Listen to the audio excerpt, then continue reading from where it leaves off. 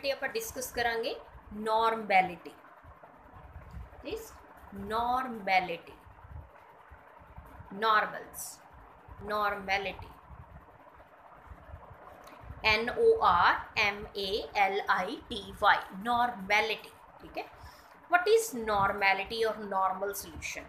Normality is defined as number of, ਹੁਣ इतने moles नहीं यूज़ करना बेटे, अगर मोलैरिटी हो मोलैलिटी तो इतों याद रखो मोल मतलब मोल्स लेने हैं, इतने नॉर्म्स है तो number of gram equivalents, number of gram equivalents of solute dissolved per liter of the solution। पिछला हिस्सा डेफिनेशन का सारा ही मोलैरिटी वाला है, ठीक है, मोलैरिटी वाला है, बट जी अगली चीज़ है उत्थे आप मोल्स नहीं यूज़ किए, नहीं तो अदरवाइज तो मोलैरिटी बन जाती, उत्थे आप यूज़ किए नंबर ऑफ ग्राम इक्विवेलेंट्स। ठीक है, तो यदा फॉर्मूला बना लेने आप, normality is denoted with capital N, ठीक है, क्योंकि स्मॉल n नाल तो नंबर ऑफ मोल्स लिखते हैं आप, तो नंबर ऑफ ग्राम इक्विवेलेंट्स मैं इस तरह लिख लेनी है NGEQ, मतलब कि number of gram equivalents divided by volume of solution. अगर तो वॉल्यूम बेटे लीटर्स च है तो no need to multiplied with 1000, but अगर मिलीलीटर्स के विच है तो प्लीज़ इनू 1000 नाल मल्टीप्लाई कर दियो, क्योंकि 1 लीटर 1000 मिलीलीटर के बराबर होंगे, तो पर 1000 मिलीलीटर हो गया। ठीक है, तो इसलिए आ चीज़ होगी। तो नंबर ऑफ ग्राम इक्विवेलेंट्स हुण की चीज़ होंगे है बेटे, नंबर ऑफ ग्राम इक्विवेलेंट्स हुण आपां कैलकुलेट करना सीखांगे। इसका फॉर्मूला मैं तुहानूं दस देनी है।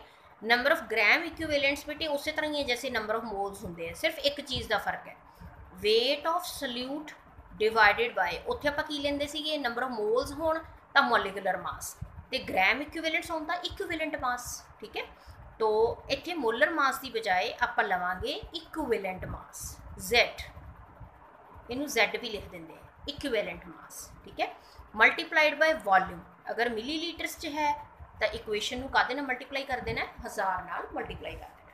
हुण ये Z की चीज़ है, यानी कि इक्विवेलेंट मास की चीज़ है। वेट ऑफ सल्यूट तो तुहानूं पता ही है ना, 1 ग्राम 2 ग्राम जिन्ना भी दिता होएगा बेटे, जिन्ना भी दिता होया 10 ग्राम, ठीक है, तो सल्यूट का, तो इक्विवेलेंट मास की चीज़ है Z, ये बारे आप डिस्कस करेंगे। इक्विवेलेंट मास होंगे बेटे, that is equivalent mass is equal to, formula इहदा दस देनी है, molecular mass of any solute और सॉल्वेंट जो भी तुसी कैलकुलेट करना है, डिवाइडेड बाय इट्स एसिडिटी और बेसिसिटी और चार्ज। किसी भी सल्यूट की ABC दे नाल तुसी इनू डिवाइड कर देना। सल्यूट की ABC का मतलब की है भी वो कितने H पॉजिटिव दे सकता है, कितने OH नैगेटिव दे सकता है, या फिर उत्ते कितना चार्ज है, ABC। ठीक है, तो जो मॉलिक्यूलर मास नू किसी भी सल्यूट की प्रॉपर्टी नाल यानी कि ABC नाल आपां डिवाइड कर देने हैं तो की आ जाता है इक्विवेलेंट मास आ जाता है। ABC तो हुण की भाव है बेटे, ABC तो भाव सपोज करो भी मैं इत्थे ले लिया बेटे सल्फ्यूरिक एसिड, मैं चाहनी है भी मेरे को इत्थे इहदा इक्विवेलेंट मास है जिहड़ा वो कैलकुलेट हो जाए, सल्फ्यूरिक एसिड का H2SO4 का मेरे को इक्विवेलेंट मास है जिहड़ा वो कैलकुलेट हो जाए। ठीक है, तो H2SO4 का मैं इक्विवेलेंट मास कैलकुलेट करना, नॉर्मैलिटी की गल आपां बाद चों करांगे। तो सल्फ्यूरिक एसिड का बेटे मोलर मास कितना होंदा है, पहला तो ये देखो, मॉलिक्यूलर मास है जिहड़ा वो सल्फ्यूरिक एसिड का कितना होएगा, 2 हाइड्रोजन है बेटे, हरेक का एटॉमिक मास 1 लेने आप अप्रॉक्सीमेटली। सल्फर का कितना होंदा है 32, 4 ऑक्सीजनस है तो कितना हो गया अपने को 64। ठीक है, 16 चौकी 64 हो गया ना, तो मोलर मास तुहाडे कोले कितना आ गया, इन्हां सारिਆਂ ਨੂੰ ऐड कर दो, तुहाडे कोले कितना आ गया मॉलिक्यूलर मास, 2 + 32 कितना आ गया 34 + 64 तो कितना आ गया 98। 98 ग्राम पर मोल है जिहड़ा वो इहदा की है मोलर मास है। हुण तुसीं चाहुंदे हो मेरे को इहदा इक्विवेलेंट मास आ जाए, क्योंकि मैं ग्राम इक्विवेलेंट्स कढने हैं, तो इक्विवेलेंट मास है जिहड़ा वो काहदे बराबर होएगा, जिन्ना इहदा मोलर मास है बेटे 98 तो निकाल ही लओगे तुसीं, डिवाइडेड बाय इहदी ABC कितनी है, ABC का मतलब की है कि अगर तो बेटे एसिड होवे फिर तो होंदी है बेसिसिटी, तो जे होवे बेस उहदी हुंदी है एसिडिटी। ठीक है, तो जे एसिडिटी और बेसिसिटी जो हाइड्रोजन OH ना दिते होण फिर चार्ज देख लो कि तुहाडी मैटल ते चार्ज कितना है, तो हुण इहदे विच देखो बेटे एसिड और बेसिसिटी दे विच ये एसिड है तो ये बेसिसिटी कितनी होएगी, कितने एच पॉजिटिव रिलीज़ करता है, 2 एच पॉजिटिव रिलीज़ करता है, 2 हाइड्रोजन है इहदे विच तो 2 एच पॉजिटिव डाई बेसिक है 2 एच पॉजिटिव रिलीज़ करता है। तो 98 ਨੂੰ कितने नाल डिवाइड करांगे 2 नाल, तो ਇਹਦਾ इक्विवेलेंट मास कितना आ गया 49, ठीक है। तो ये ਜਿਹੜਾ 49 आया है ਇਹਦਾ इक्विवेलेंट मास है। तो नॉर्मैलिटी हुण तुसीं कैसे कैलकुलेट करनी है बेटे, फॉर एग्जाम्पल उन्होंने तुहानूं कहता आप एक न्यूमेरिकल पा लैने हैं कि आ न्यूमेरिकल सपोज करो उन्होंने तुहानूं कहता calculate normality of a solution prepared by mixing 3 gram of मैं इत्थे ले लैनी है मैग्नीशियम क्लोराइड, ठीक है, 3 ग्राम of magnesium chloride in water to make 250 ml of the solution.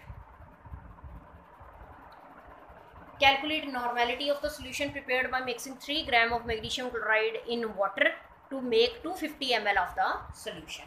ਹੁਣ 250 ml solution बनाना बेटे आपां ते ਉਹ ਤੁਹਾਨੂੰ ਕਹਿੰਦੇ ਆ ਵੀ normality calculate करो solution ਦੀ कितनी होएगी। तो normality ਦਾ formula लगा लो कितना ਹੁੰਦਾ है। normality कादे बराबर ਹੁੰਦੀ है बेटे, weight of solute divided by, ठीक है, equivalent weight of solute multiplied by volume of solution multiplied with 1000, ठीक है, is equal to weight of solute कितना गिवन है बेटे 3 डिवाइडेड बाय, हुण इक्विवेलेंट वेट कैसे कैलकुलेट करना है तुसीं, इज इक्वल टू जितना तुहानूं मोलर मास दिता होया एम डिवाइडेड बाय उहदी ABC, जो भी उहदा चार्ज है जो भी है वो आपां इत्थे लिख दांगे, ठीक है। तो इज इक्वल टू हुण मोलर मास मैग्नीशियम क्लोराइड का कैलकुलेट कर लो बेटे कितना हुंदा है अपने कोले मोलर मास इहदा वो कैलकुलेट कर लो, ठीक है। 24 प्लस 2 क्लोरीन है बेटे 70 हो गया, हरेक का 35 अप्रोक्सीमेट आप ले लेने डिवाइडेड बाय, हुण बेटे ये ना तो एच है ना ही OH है, तो यदा जोड़ा आप लवांगे इक्विवेलेंट मास वो ये चार्ज पर डिपेंड करेगा, मैटल के चार्ज पर, मैटल के चार्ज कितना है +2, ठीक है। तो इनू कितने नाल डिवाइड कर देंगे 2 नाल डिवाइड कर देंगे, ठीक है। तो ये कितना आ गया थोड़े को 94 डिवाइडेड बाय 2, तो कितना आ गया 94 नू जो डिवाइड करांगे 2 दे नाल आ चीज़ आ गई ना, तो कितना आ गया अपने को 47 आ गया बेटे, ठीक है, कैलकुलेशंस कर लेना बेटे। तो अपने को अप्रोक्सीमेट 47 आ गया, तो ये जो 47 आ गया बेटे इक्विवेलेंट मास इन पुट कर दो मल्टीप्लाइड बाय वॉल्यूम कितना बनाना उन्होंने 250 ml multiplied with 1000, in solve कर लो, ठीक है। तो सॉल्व करके तुहाडा आंसर आ जाएगा, नॉर्मल जो भी है तुहाडा आंसर आ जाएगा। मेन चीज़ ये है बेटे कि अगर तो तुहानूं उन्हें मोलैरिटी पूछी है फिर तो इत्थे मोलर मास आ गया, जे उन्हें नॉर्मैलिटी पूछी है तो फिर Z आएगा, मोलर मास नहीं आएगा। तो Z मतलब मोलर मास नूं किसी चीज़ नाल डिवाइड करना है, वो चीज़ की है ABC, वो किन्ने H प्रेजेंट है किन्ने OH प्रेजेंट है या वो चार्ज मैटल से कितना है वो तुसीं उहनूं डिवाइड कर देना, डिवाइड करके बस बाकी जिहड़ा फॉर्मूला है अपना वो सारा मोलैरिटी वाला ही है, ठीक है। वैसे भी नॉर्मैलिटी की मोलैरिटी जिहड़ा रिलेशनशिप हुंदा बेटे वो आ चीज़ हुंदी है, normality is always equal to molarity multiplied with ABC, किसी भी इलैक्ट्रोलाइट की किसी भी सल्यूट की ABC ते मल्टीप्लाइड बाय उहदी मोलैरिटी, ठीक है। सिर्फ ਇਹਦਾ ही फर्क होंदा है ABC का, होर कोई फर्क नहीं होंदा, आ रिलेशनशिप होंदा है दोहां दे विच, ठीक है, दैट इज़ नॉर्मैलिटी।